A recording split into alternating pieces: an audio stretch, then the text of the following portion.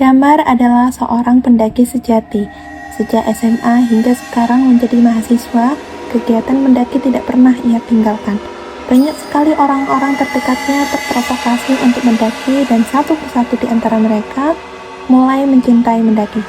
Semakin lama kawan Damar untuk mendaki semakin luas dan banyak. Sesuai tujuannya, agar banyak orang juga mencintai alam sekitar, termasuk salah satu saudaranya, yaitu sepupunya yang perempuan berusia 17 tahun masih kelas 3 SMA. Keberhasilan dalam mengajak orang lain ternyata tidak bisa dilanjutkan.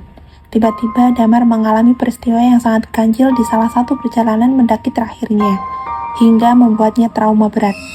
Apakah yang sedang dialami oleh Damar hingga mengalami trauma berat? Inilah kisah pendakian trauma Damar. Perhatian, apabila di dalam cerita terdapat kesamaan dalam penyebutan nama, tempat, atau karakter, hal tersebut semata-mata merupakan ketidaksengajaan. Cerita ini bertujuan untuk menghibur dan semoga memberi dampak manfaat untuk kalian yang menonton. Selamat menonton! Di semester pertengahan menjelang akhir, rasanya Damar tidak sempat untuk memikirkan pendakian, dikarenakan banyak sekali tugas yang harus diselesaikan. Damar menunda pendakian hingga liburan semester. Meskipun sejauh ini, kawan-kawannya belum ada rencana untuk mendaki, Damar telah memiliki rencana sendiri untuk mengajak Nala, sepupunya, untuk liburan bersama, mendaki di salah satu gunung dengan ketinggian 1500 mdpl. Setelah selesai pekan ujian akhir, Damar memutuskan untuk segera pulang, untuk mematangkan rencananya bersama Nala. Dirasa 1 pekan adalah waktu yang cukup untuk mempersiapkan semuanya. Damar adalah saudara sepupu yang bertetangga, jadi selisih rumahnya pun tidak jauh. Mungkin terhalang 5 rumah saja. Alasan itulah mereka begitu akrab. Mereka sejak dulu tumbuh bersama, hingga akhirnya Nala memiliki hobi yang sama juga. Kepulangannya ke kampung disambut oleh Nala. Nala tidak sabar untuk segera mendaki bersama dan membawa pengalaman dan cerita menakjubkan berikutnya. Mendaki yang akan dilakukan adalah di Gunung Watu Anyar. Gunung Watu Anyar adalah gunung yang belum pernah didaki oleh keduanya. Namun Damar sudah memastikan bahwa gunung itu aman sekali, sudah ramah untuk pendakian. Sebelumnya Damar telah mengumpulkan informasi yang cukup untuk mengantisipasi dan agar dia bisa menjaga Nala. Damar begitu tanggung jawab atas rencana itu. Selama 1 pekan, Damar dan Nala mempersiapkan perlengkapan, belanja beberapa barang yang belum dimiliki, dan latihan secara fisik yang rutin selama 1 pekan penuh. Jogging pagi, jogging sore, setiap hari hingga menjelang sehari sebelum keberangkatan. Rutinitas itu berjalan dengan lancar. Datanglah keesokan harinya, hari di mana mereka akan segera berangkat untuk mendaki ke Gunung Watu Anyar. Mereka berencana berangkat pukul 2 siang. Damar meminta Nala memindahkan seluruh perlengkapannya ke rumahnya karena mereka akan berangkat dari sana. Nala pun menuruti permintaan itu dan mengumpulkan semua perlengkapan di satu tempat. Setelah seluruh barang terkumpul, Nala kembali ke rumahnya. Damar mengizinkannya, sambil mengingatkan agar Nala datang kembali 1 jam sebelum keberangkatan. Pada jam 12 siang, Damar sudah bergegas untuk mandi, mempersiapkan pakaian yang akan digunakan dan segera makan siang. Sedangkan Nala, Damar tidak tahu, bisa jadi juga sedang mempersiapkan diri. Damar juga tidak sempat menyalakan handphone, sengaja untuk charge sampai penuh. Pukul 1 siang, Nala tiba di depan rumah Damar. Ia berdiri di teras, tepat di depan pintu ruang tamu yang tampak terbuka. Tidak seperti biasanya, Nala justru berdiam dan termenung, seolah sedang mendatangi rumah yang asing. Menunggu dipersilakan masuk oleh tuan rumah. Damar yang melintas di dalam rumah tak sengaja melihat Nala berdiri di teras, lalu meneriakinya agar segera masuk. Ia sempat heran melihat sikap Nala yang hanya diam, seakan belum pernah menginjakkan kaki di rumah itu. Namun, Damar segera menepis rasa herannya dan kembali melanjutkan persiapan yang lain. Nala duduk di kursi di depan kamar Damar. Dari dalam kamar, Damar sempat mengajaknya mengobrol tentang beberapa hal, tetapi Nala tidak memberikan reaksi apapun. Merasa tak mendapat jawaban, Damar memastikan keberadaannya dengan menengokkan kepala keluar kamar. Nala masih duduk di sana.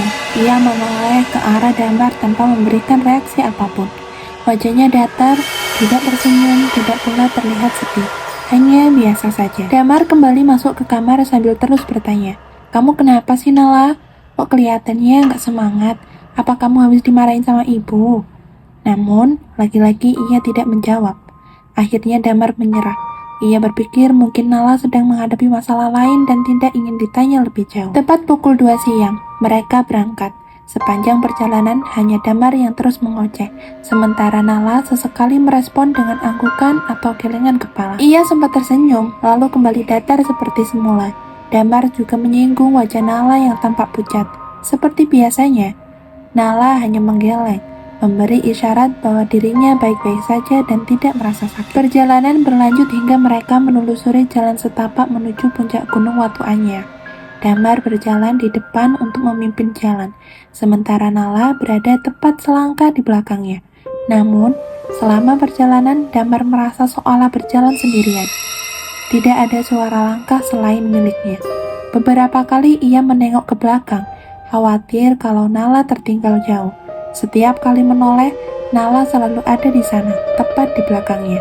Selama Nala terlihat baik-baik saja, Damar berusaha menepis keraguan yang sempat mengganjal perasaannya. Sesampainya di puncak Gunung Watu Anyar, mereka mendirikan satu tenda. Memang sejak awal mereka hanya membawa satu tenda saja. Tidak ada yang perlu dikhawatirkan. Mereka telah bersahabat sejak kecil.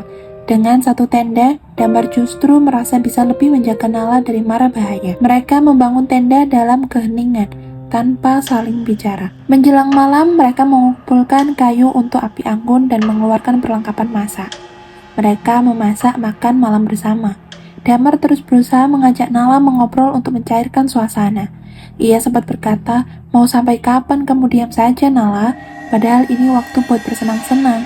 Namun, Nala tetap tak menghiraukan ucapannya. Setelah makan malam selesai, Nala langsung masuk ke dalam tenda tanpa pamit. Damar tidak marah, hanya merasa heran.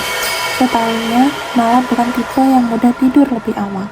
Sementara itu, Damar memilih menikmati malam di puncak.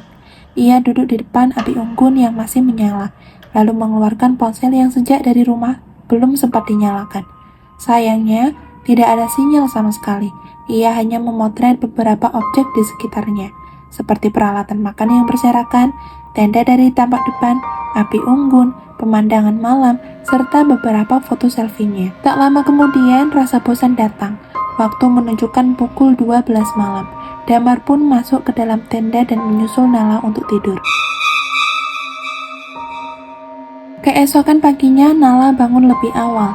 Ia telah menyiapkan segelas susu coklat dan beberapa roti panggang yang masih hangat untuk Damar. Damar terbangun dengan perasaan hangat. Setidaknya Nala masih peduli padanya, meski tetap tidak mengucapkan sepatah kata pun. Di sela menikmati sarapannya, Damar mencium aroma yang sangat wangi. Ia melihat Nala sedang membereskan perlengkapan. Damar pun bertanya, "Kamu mandi, Nala? Mandi di mana? Di sini kan gak ada sungai." Nala hanya menyodorkan botol kecil hand body, mengangkatnya ke udara sambil tersenyum tipis. Damar mengangguk singkat. "Oh, pakai hand body, pantes wangi." Pendakian itu hanya berlangsung 1 malam. Damar mengajak turun sebelum petang, sekitar pukul 2 siang, dan Nala menyetujuinya. Sejak pukul 12, mereka sudah bersiap pulang membereskan perlengkapan masak dan membongkar tenda. Setelah semuanya selesai, mereka menyusuri jalan kembali menuju gerbang Gunung Watu Anyar. Tidak ada hal aneh, semua berjalan lancar. Mereka tiba di rumah menjelang maghrib. Semua perlengkapan diletakkan kembali di rumah Damar seperti sebelum berangkat. Setelah itu, Nala pergi begitu saja tanpa pamit. Damar tidak merasa heran. Nala memang sudah biasa keluar masuk rumahnya tanpa basa-basi. Damar merebahkan tubuhnya dan tanpa sadar tertidur. Sekitar 1 jam kemudian, ia terbangun karena suara Nala yang tiba-tiba datang sambil mengomel. Nala mengucil tubuh Damar, melontarkan banyak pertanyaan tentang pesan-pesan yang tak kunjung dibalas. Dengan mata masih terpejam, Damar menjawab kesal. "Kenapa sih, Nala? Aku capek banget. Kamu nggak tidur?" Nala membalas dengan nada tak kalah kesal. "Kenapa kamu nggak balas chat aku? Dari kemarin aku hubungin kamu loh." Masih setengah sadar, Damar menjawab. "Ngapain sih kamu chat aku? Dari kemarin juga kita bareng, tinggal ngomong aja." Nala terdiam sejenak, lalu berkata dengan suara bergetar, "Kak, dari kemarin aku di rumah sakit. Ibu jatuh di kamar mandi, pinggangnya kesleo. Aku kabarin kamu, tapi kamu gak bales. Baru hari ini aku bisa pulang." Seketika kantuk Damar menghilang, matanya terbuka lebar, ia segera bangkit. meraih tas pendakian dan mencari ponselnya yang belum sempat dikeluarkan sejak pulang. Puluhan pesan dan panggilan tak terjawab dari Nala memenuhi layarnya. Semuanya berisi kabar bahwa keberangkatan harus ditunda karena ibunya jatuh dan segera harus dibawa ke rumah sakit. Tangan Damar bergetar. Dengan suara lirih, ia berkata, "Aku baru pulang dari pendakian." Nala menatapnya bingung. "Pendakian? Kak Damar mendaki sama siapa? Dengan kamu?" jawab Damar sedikit terpatah-patah. Nala menggeleng kuat. "Gak mungkin. Dari kemarin pagi aku di rumah sakit. Ini aja aku belum sempat ganti baju." Damar teringat foto-foto di ponselnya. Ia menunjukkannya pada Nala. Foto-foto itu memang ada. Api unggun, tenda, pemandangan malam. Namun saat diamati lebih seksama, hanya ada satu set peralatan makan, tidak ada milik Nala. Tidak ada satupun foto Nala. Yang ada hanya foto dirinya sendiri. "Kak, jadi kakak naik sendirian?" tanya Nala pelan. Damar tidak ingin memperpanjang cerita. "Iya, sekarang ambil saja barang-barangmu. Jangan mendaki lagi." Tatapannya kosong, lurus ke depan. Ia lalu berbaring kembali, menghindari pertanyaan selanjutnya. Damar tidak terluka. Ia tidak meninggal di puncak. Ia pulang dengan tubuh yang utuh dan sehat. Namun kejadian itu membekas dalam-dalam. Sejak hari itu, Damar berubah. Ia tak pernah lagi membuka tas karirnya. Sepatu gunung itu tetap di sudut kamar berdebu, tak pernah disentuh lagi.